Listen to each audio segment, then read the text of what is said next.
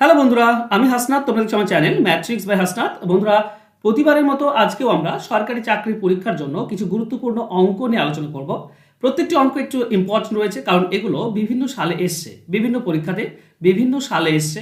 তো এই ধরনের অঙ্ক যখন পরীক্ষাতে এসছে, তখন এই ধরনের অঙ্ক ইম্পর্টেন্ট হয়ে যায় আগামী পরীক্ষার জন্য। টাইপগুলো তো একটু মন দিয়ে বোঝার চেষ্টা করবে, দেখবে প্রত্যেকটি অঙ্ক তুমি খুব তাড়াতাড়ি এবং সিম্পলি করতে পারছো। তো চলো শুরু করে আজকে ক্লাস। প্রথম প্রশ্ন এরকম রয়েছে যে 50 জন লোকের 30 দিনে 350 কেজি চাল লাগে, তাহলে 35 জন লোকের 50 কেজি চাল কতদিন চলবে? দেখো, অঙ্কটি দেখতে আপাত দৃষ্টিতে খুব সহজ মনে হতে পারে, কিন্তু খুব সহজ নয়।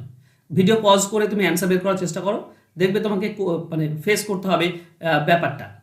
তুমি ভিডিও পজ করে অ্যান্সার করে দেখতে পারো, নিয়ে কমেন্ট করো যে কোনটা হবে সঠিক উত্তর। ঠিক আছে, চলো আমি করে দিচ্ছি। দেখো, যেটা চাইবে সেটা কোথায় আছে। দেখো কত দিন চলবে, দিন চেয়েছে, তো দিন কোথায় আছে? 30 দিন।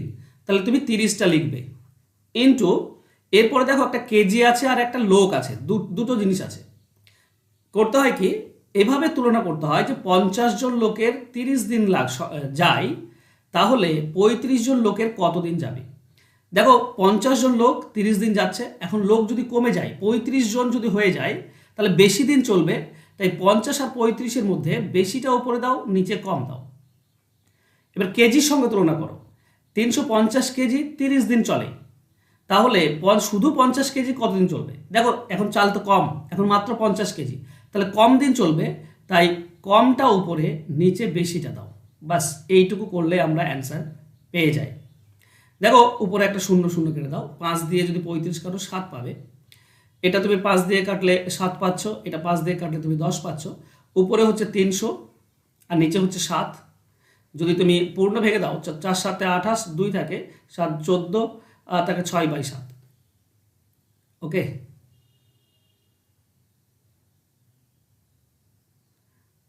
ওকে 7, এটা 49 হবে বন্ধুরা। নিচে দেখছো, আমি ভুল করে বুঝতে পারছি, 49 হবে নিচে, দুটি 7 আছে। ওকে, 49 যদি হয় তো 49 6 হচ্ছে তোমার 294, তো 6 পূর্ণ 6/49, এটা হচ্ছে সঠিক উত্তর। অপশানে নেই মানে অপশন ডি হবে উত্তর। অঙ্কটি এতটাই একটু জটিল, জটিল বলতে কি, তোমাকে কনফিউজ করে দেবে। তাছাড়া কিন্তু এমন কঠিন অঙ্ক নয়, কনফিউজ হয়ে যাবে তুমি, এটাই হচ্ছে ব্যাপার। কারণ কাটছে না, তো অনেক সময় আমাদের ধারণা থাকে কাটছে না মানে কোথায় ভুল করছে হয়তো, বা 35 আর 350 আছে, তো 350 হয়তো উপরে যাবে, নিয়ে 35-এর সঙ্গে কাটবে, কিন্তু অ্যাকচুয়ালি তা নয় কিন্তু। ওকে, এটা তোমাকে কনফিউজ করার জন্যই অঙ্কটা দেওয়া হয়েছে। আশা করছি বুঝতে পেরেছো। চলো যাবো নেক্সট কোশ্চেনে। এবিসি 3:2:4 অনুপাতে একটি অংশীদারি ব্যবসায় বিনিয়োগ করে। 1 বছর পর বি আরও 2,70,000 টাকা বিনিয়োগ করে, এবং 2 বছর পর সি আরও 2,70,000 টাকা বিনিয়োগ করে। 3 বছর শেষে লভ্যাংশ হচ্ছে 3:4:5। বলতে হবে অনুপাতে ভাগ হলে বি এর প্রাথমিক বিনিয়োগ কত। দেখো অঙ্কটিকে 3টি দেওয়া আছে, তুমি 3টি ধরে না করলেও তুমি পারবে সহজভাবে। কিভাবে? শুধু এ বি ধরে করো। দেখো এ আর বি ধরে যদি আমি করার চেষ্টা করি, তো এ আর বি এর অনুপাত হচ্ছে 3 আর 2, মানে 3x আর 2x, তাই না? এবার এ তো কখনোই টাকা তুলে নেয়নি বা কিছু যোগও করেনি, 3 বছর শেষে বলেছে, মানে এর 3 বছরই খেটেছে। কিন্তু বি এর টাকাটা 1 বছর পর আরও 2,70,000 টাকা দিয়েছে। তার মানে এই যে 2x টাকা, এটা প্রথম 1 বছর খেটেছে, তো 1 দিয়ে গুণ, প্লাস এরপরে কি হয়েছে, এরপরে হয়েছে তোমার 2,70,000 টাকা দিয়েছে, তার মানে 2x ছিল আর 2,70,000 টাকা দিল, তাহলে এই টাকাটা 2 বছর খেটেছে, তো 2 দিয়ে গুণ। প্রথম টাকাটা 1 বছর, আর পরে এক্সট্রা যে টাকা দিল, টোটাল টাকাটা এবার 2 বছর খাটছে। ক্লিয়ার? কিংবা অনেকে এরকমভাবে করে, যেটা আমি তোমাদেরকে আরও সিম্পলি করে দিই। দেখো যে টাকাটা ছিল 2x টাকা, এই টাকাটা তো আর 3 বছর খাটবেই, এই টাকাটা তার 3 বছর খাটছে, এতে কোনো বাধা নেই। প্রথমে বিনিয়োগ করেছে, 3 বছর শেষে লাভ্যাংশ, মানে 2x টাকাটা 3 বছর খেটেছে। কিন্তু 1 বছর পরে এই যে 2,70,000 টাকা দিয়েছিল, এই 2,70,000 টাকা, এই টাকাটা ক বছর খাটবে? এই টাকাটা 2 বছর খাটবে মাত্র। এটা 3 বছর একদম শুরু থেকে, কিন্তু এটা মাত্র 2 বছর। ঠিক, সহজ হয়ে গেল। তো এই যে অনুপাত পাচ্ছ বন্ধুরা, এটা হচ্ছে লভ্যাংশ অনুপাত, আর এবির লভ্যাংশ অনুপাত 3-4 বলা আছে। তো 3:4 আমি শুধু এবি দিয়ে করছি। তো এখানটা দেখো, তোমাকে কাটতে গেলে দুই পক্ষ কাটতে হবে। কাটতে পারো তুমি, এমন নয় যে তুমি কাটতে পারো না। তো আমি কাটছি না, রেখেই দিচ্ছি, ঠিক আছে। 9x, আর নিচে কি হবে বলতো, নিচে এটা 6x পাবো, প্লাস এটা 2 দিয়ে গুণ করলে 54, মানে 5,40,000 সমান সমান এটা হচ্ছে 3/4। দেখো উপরে 3 আর এই 9 কাটলে তুমি 3x পাচ্ছ, এই 3 কাটলে তুমি 6-এর 3 কাটলে 2x পাবে, আর এটা 3 দিয়ে কাটলে 18 পাবে। 18, 1,80,000 প্লাস হবে অবশ্যই। তাহলে হলো কি, উপরে থাকছে শুধুমাত্র x, নিচে থাকছে 2x প্লাস 1,80,000 সমান সমান থাকছে 1/4। কোনাকুনি যদি গুণ করি আমরা তো 4x পাই। 4x সমান সমান এই কোনাকুনি গুণ করলে আমরা পাই 2x প্লাস 1,80,000। 2x এদিকে চলে গেলে বিয়োগ হয়ে যাবে, 2x পড়ে থাকবে, এটা হয়ে যাবে 1,80,000। তাহলে x এর ভ্যালু কত হবে? x এর ভ্যালু হবে 90,000। x এর ভ্যালু হবে 90,000। 2x 1,80,000, x এর ভ্যালু 90,000। এখন আমাকে চেয়েছে বি এর প্রাথমিক বিনিয়োগ কত। দেখো বি বিনিয়োগ করেছিল 2x, ঠিক আছে, মনে পড়ছে? অনুপাত হিসেবে দেখো বি এর প্রাথমিক বিনিয়োগ 2x, তো 2x তো আমরা পেয়েছি 1,80,000, এটাই তো অ্যান্সার হবে 1,80,000। অ্যান্সার হবে অপশন বি। তো আমি দুটো ধরে করলাম, দেখো 3টি ধরে করলে এই অঙ্কটিতে ক্যালকুলেশনে অনেক সময় লাগতো, কিন্তু তুমি যদি একটু চালাকি করো তাহলে দুটিতে বি আমাকে নিতে হবে, কারণ বি বের করতে বলেছে। তো বিসি দিয়ে করতে পারো কিংবা এবি দিয়েও করতে পারো, তুমি অ্যান্সার পেয়ে যাবে। আশা করছি এরপর থেকে এই ধরনের অঙ্ক তোমরা এইভাবে সিম্পলি অ্যান্সার বের করে নেবে। চলো যাবো আমরা নেক্সট কোশ্চেনে। 720 টাকা 2জন পুরুষ 5জন স্ত্রীলোক এবং 4জন বালকের মধ্যে এমনভাবে ভাগ করে দেওয়া হলো যে একজন পুরুষ, একজন স্ত্রীলোক এবং একজন বালকের প্রাপ্ত টাকার অনুপাত হচ্ছে 3:1। প্রত্যেক বালক কত পাবে? দেখো একজন পুরুষ, একজন বালক এবং একজন স্ত্রীলোকের এটা অনুপাত দেওয়া আছে। তো আমি ধরে নেব যে একজন পুরুষ পায় 3x, তাহলে অবশ্যই একজন মহিলা পাবে 2x, আর একজন বালক পাবে শুধু x, 1 মানে শুধু x। আছে কত না, দুজন পুরুষ আছে, একজন পুরুষ 3x হলে দুজন পুরুষ 6x, একজন মহিলা 2x, তাহলে 5জন মহিলা আছে মানে 10x, একজন বালক হচ্ছে x, তাহলে 8জন বালক হবে 8x। এইটা হচ্ছে টোটাল টাকা পাচ্ছে তারা, দুজন পুরুষ 5জন মহিলা এবং 8জন বালক, টোটাল এটা পাচ্ছে। আর এটা বলা আছে 720। তোমরা যদি যোগ করো 14, এটা পাবে 24x, মানে হচ্ছে 720। তাহলে 24 আর 720 কাটলে 30 পাচ্ছ। x এর ভ্যালু 30, বলেছে একজন বালক কত পাবে। একজন বালক x টাকা পায়, মানে 30 টাকা পায়। এটাই অ্যান্সার, অ্যান্সার হবে অপশন বি। এগুলো তোমরা এইভাবেই করো, আশা করছি। যদি এভাবে না করে থাকো, এইভাবে প্র্যাকটিস করো, দেখবে খুব সহজে পেয়ে যাচ্ছ। চলো যাবো নেক্সট কোশ্চেনে। 20,000 টাকা 2 বছরের চক্রবৃদ্ধি সুদ 21,632 টাকা হলে সুদের হার কত? দেখো চক্রবৃদ্ধি সুদের ক্ষেত্রে সুদের হার বের করার সব থেকে সহজ নিয়ম হচ্ছে বেস বের করা। বেস তার সঙ্গে 100 গুণ আর 100 বিয়োগ, এটা হচ্ছে ফর্মুলা। এই বেসটা কি? এই বেস হচ্ছে বন্ধুরা, তোমরা দেখো 2 বছর বলেছে, তো কি করতে হবে? পাওয়ারে 2 আনতে হবে। কার পাওয়ারে 2 আনতে হবে? না সুদ আসল ডিভাইডেড বাই আসল। সুদ আসল ডিভাইডেড বাই আসল, একে তুমি কাটাকাটি করবে, কাটাকাটি করে আমাকে আনতে হবে পাওয়ারে 2। কি করে ভালো করে বোঝো, দেখো এটা 4 দিয়ে কাটা যায়, তো 4 5 মানে 5,000। এটাও 4 দিয়ে কাটা যায়, শেষে 32 আছে, 4 দিয়ে কাটা যাবে, 4 5 20, 1 থাকবে 16, 5 3 15। আচ্ছা 4 দিয়ে কাটছি, ওকে 4 4 16, 3 আসছে হচ্ছে না, 4 8 32, এখনো 8 আছে, এটা শেষে 2টি শূন্য আছে, মানে 4 দিয়ে কাটা যায়। একে 4 দিয়ে কাটলে 4 1 4 10, 4 2 8, 2 20, 4 5 20, 0 1250। একেও 4 দিয়ে কাটা যায়, শেষে 0 8 আছে, তো 4 1 4, 1 থাকবে 14, 4 3 12, 2 থাকবে 20, 4 5 20, 4 2 8। একে 2 দিয়ে কাটবো, 50 আর এটা 52, 52কে 4 দিয়ে, ওকে 4 দিয়ে কাটা যায়।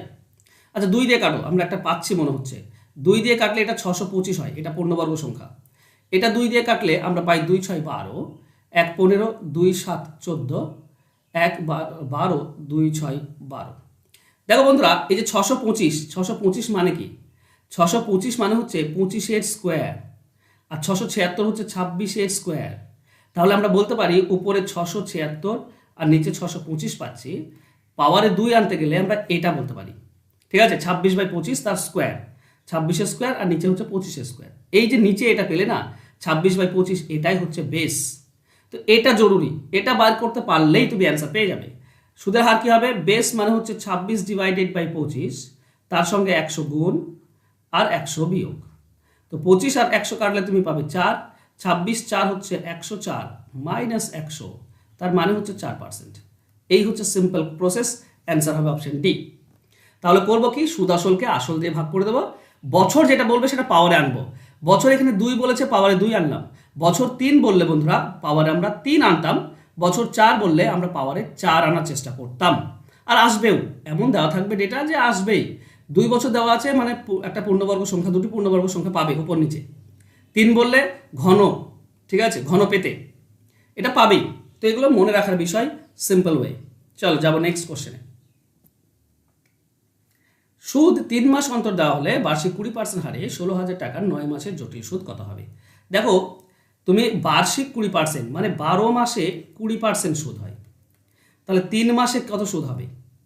দেখো, 12কে 4 দিয়ে ভাগ করলে 3 হয়, তাহলে 20কেও 4 দিয়ে ভাগ করে দাও, মানে 5%। 3 মাসে সুদের হার হবে 5%, তাই না? 3 মাস অন্তর অন্তর সুদ হলে 5%, 5%, 5%, 5%। এবার 9 মাস মানে কবার 3 মাস হয়? 3 বার 3 মাস হয়। তাহলে জটিল সুদের ক্ষেত্রে আমরা কতবার জানি, কতবার মানে এন এর ভ্যালুটা আমরা বের করি এইভাবে 3 বার। আর সুদের হার তো তুমি বললাম 5% হবে। এই সূত্রে 3 বার সুদ পাবে 5% হারে, তাহলে 16,000 টাকার জটিল সুদ কত হবে? তো এটা আমার মতে বলে তুমি যদি বক্স মেথডে করো তাহলে খুব ইজি হয়ে যায়। বক্স মেথড তার যারা জানো না তারা ইউটিউবে গিয়ে দেখে নিতে পারো। বক্স মেথড 3 বছরের জন্য এভাবে করব, উপর দিকে 3 এদিকে 3 আছে। আমার কাছে 16,000 টাকা। প্রথমে সুদের হার হচ্ছে 5%, তো প্রথম বক্সে 5% আসবে। 16,000-এর 5% কত? 10% হচ্ছে 1600, তো 5% হচ্ছে 800। এই 800টা পরপর 3 ঘরে বসে যাবে, কারণ এটাই জটিল সুদ এবং সরল সুদ দুটোই। 3 বছরের এটা সরল সুদ 2400 টাকা, কিন্তু সরল সুদ আমাকে জটিল সুদ বের করতে বলেছে, মানে এই 800-র আবার 5% তুমি পাবে। 800-র 10% 80, 5% 40, ঠিক আছে। দ্বিতীয় বছরে কি হবে? এই প্রথমটার 40 আবার এটারও 40, দ্বিতীয় বছরে কিন্তু দুটিরই সুদ পাবে, তো 40 আর এই 40 মানে 80 সুদ পাবে। তৃতীয় বছরে কি হবে? এই 40-এর আবার 5% বের করো, তাহলে 40-এর 10% হচ্ছে 4, তো 5% হচ্ছে 2, ঠিক আছে। মানে এটার 5%, প্রথমে মনে রেখো আসলের 5% সব ঘরে চলে আসবে, তারপর এটা 5% তার ডাবল হয় এখানে, আর 40-এর 5%। এবার যোগ করলে এটা পাচ্ছ 2400, এটা পাচ্ছ 120, আর এটা হচ্ছে 2। এই তিনটি যোগ করলে হচ্ছে জটিল সুদ, তার মানে 2522। এটা হচ্ছে আমাদের অ্যান্সার। তো অ্যান্সার হবে অপশন বি, 2522। এটা বলে বক্স মেথড। এভাবে খুব ইজিলি জটিল সুদ এবং সরল সুদের পার্থক্য বের করা যায়, জটিল সুদ বের করা যায় খুব ইজিলি। আচ্ছা, জটিল সুদ আর সরল সুদের পার্থক্য কি বলতো? এই সবগুলো যোগ করলে এইটুকু, প্রথম বক্সটা বাদ দিয়ে বাকি যেগুলো থাকবে সেটা হচ্ছে পার্থক্য 122, মানে এটা হচ্ছে সরল সুদ, সিম্পল ইন্টারেস্ট। আর সবগুলো যোগ করলে জটিল বা কম্পাউন্ড ইন্টারেস্ট। তো জটিল সুদ আর সরল সুদের পার্থক্য এইটুকুই হয়, 122, ঠিক আছে। চলো যাবো নেক্সট কোশ্চেনে। পরপর 2টি বছরে আমার আয়ের অনুপাত 2:3 আর খরচের অনুপাত 5:9। যদি দ্বিতীয় বছরে আমার আয় 45,000 টাকা হয় এবং প্রথম বছরে আমার খরচ 25,000 টাকা হয়, তাহলে 2 বছরে আমার মোট সঞ্চয় কত? খুব ইম্পর্টেন্ট একটা অঙ্ক, এটা বারবার বিভিন্ন পরীক্ষাতে এসছে, ভালো করে বোঝো। 2 বছর আছে, ফার্স্ট ইয়ারে একটা আছে আয় আর একটা আছে খরচ। সেকেন্ড ইয়ারেও সে একই জিনিস, একটা আয় আছে আর একটা খরচ আছে। দেখো আয়ের অনুপাত, আচ্ছা বেশ, দ্বিতীয় বছর এখানে দেখো দ্বিতীয় লাইনে কি বলেছে, এক সেকেন্ড। দ্বিতীয় বছরে আমার আয় 45, আচ্ছা দ্বিতীয় বছরে এটা আয় হচ্ছে 45,000, আর প্রথম বছরে খরচ 25,000, প্রথম বছর খরচ 25,000, ঠিক আছে। তাহলে দেখো আমাকে বলেছে 2টি বছরে আমার আয়ের অনুপাত হচ্ছে 2:3। তো দেখো এই যে আয়, দ্বিতীয় বছরে আয় 45 আছে, এটা যদি 3 হয়, 45,000 যদি 3 হয়, আয় বলা আছে শুধু এটা আয়, 2-3 হচ্ছে আয়, তাহলে দ্বিতীয় বছরে 3, বুঝতেই পারছি। তো 3 মানে 45,000, 1 মানে হবে 15,000, তাহলে 2 মানে কত? 2 মানে হবে 30,000, মানে প্রথম বছরে আয় হবে 30,000। এটা শুধুমাত্র আয়ের হিসাব দেখলাম, 2-3 অনুপাত, ঠিক আছে। 30,000 হবে 2, 45,000 হবে 3। খরচ দেখো, খরচের অনুপাত বলেছে 5-9, মানে প্রথম বছরে 5 আর দ্বিতীয় বছরে 9। তাহলে প্রথম বছরের খরচ এটা 5, তো 25,000 যদি 5 হয়, এক হবে 5,000, এক যদি 5,000 হয় তো 9 হবে 45,000, 9 হবে 45। খরচের অনুপাত দেখো 25 আর 45, মানে 5-9। এবার দেখো বলেছে কি আমার টোটালের মোট সঞ্চয় কত হবে। দেখো টোটাল আমার আয় কত, 30,000 আর 45,000, এই দুটি তো আয়, মানে 75,000 আয়। আর খরচ কত, 25,000 আর 45,000, মানে 70,000 খরচ, 70,000 খরচ। তাহলে আয় থেকে যদি আমরা খরচ বিয়োগ করে দিই তো 5,000 হচ্ছে সঞ্চয়। এটাই হচ্ছে আমাদের অ্যান্সার হবে অপশন বি।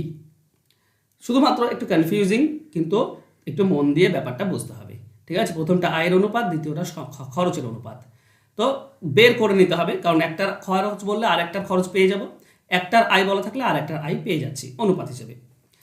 ওকে বন্ধুরা, তোমরা যদি অঙ্ক শিখতে চাও চ্যাপ্টার ধরে, তাহলে আমি ফুল কনসেপ্ট দিয়ে প্রত্যেকটি চ্যাপ্টারের ফুল কনসেপ্ট পাবে, ডিটেল ক্লাস পাবে, 0 থেকে অ্যাডভান্স অঙ্ক শিখতে পারবে, শর্টকাট ট্রিক্স শিখতে পারবে। আর এই সমস্ত কিছু শেখার পর পরীক্ষার হলে যাও, দেখবে অনায়াসে খুব ভালো উত্তর করে আসতে পারছো। আমি চেষ্টা করি সমস্ত চ্যাপ্টার ধরে সমস্ত টাইপ তোমাদেরকে শেখানোর, যাতে করে অঙ্ক তোমাদের পরীক্ষাতে মিস না হয়। তো যদি তোমরা অঙ্ক শিখতে চাইছো তাহলে খুব সামান্য টাকা দিয়ে 6 মাসে অঙ্ক শেখার চেষ্টা করো আমার কাছে, যাতে করে তুমি অঙ্কে ভালো ফল করতে পারো। ফোন নাম্বার নিচে দেওয়াই রয়েছে, জাস্ট আমার সঙ্গে যোগাযোগ করে নিও, তোমার ডিটেলস জানতে পারবে। থ্যাংক ইউ সো মাচ বন্ধুরা, আজকে ভিডিও ভালো লাগলে অবশ্যই শেয়ার করে দাও, আর যদি কিছু বলার থাকে তো অবশ্যই কমেন্ট করে দাও। Thank you, by.